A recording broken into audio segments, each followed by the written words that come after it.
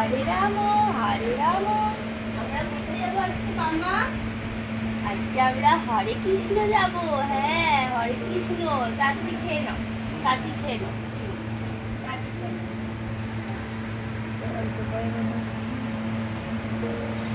হরে কৃষ্ণ হরে Krishna Krishna Krishna Hare Hare Hare Ram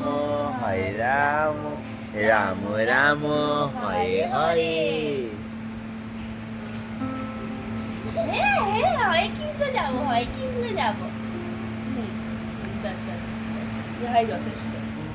hello বন্ধুরা, আমার আরেকটা মিনি ব্লগে তোমাদের অনেক অনেক স্বাগত। তো দেখো, আজকে কিন্তু আমরা চলে গেছিলাম হচ্ছে আহমেদাবাদ ইস্কন মন্দির।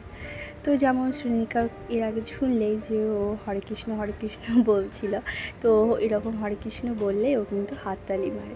তো এই জিনিসটা শিখেছে হচ্ছে আমার মায়ের কাছ থেকে।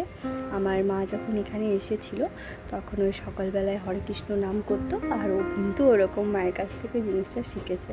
তো তাই বললে অতটা হাত দেয় না, কিন্তু হরে কৃষ্ণ বললে হাত দেয়। তো দেখো, এই হচ্ছে আমাদের মন্দিরের ঠাকুর। এখানে কিন্তু কৃষ্ণ আর রাধা কৃষ্ণকে আলাদা রাখা হচ্ছে। এটা হচ্ছে দ্বারকার কৃষ্ণ। তো কি সুন্দর দেখো, আমার এই সাজটা এত ভালো লাগে ঠাকুরের, মানে কি বলবো, মনটা পুরো ভরে যায় একদম।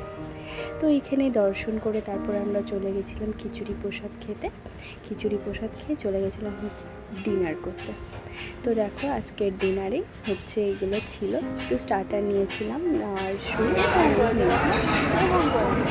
আয়ো আয়ো।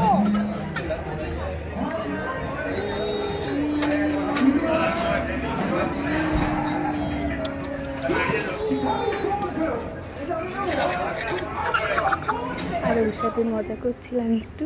তো চলো, আজকের ব্লগটা এখানেই শেষ করছি, আবার দেখা হবে।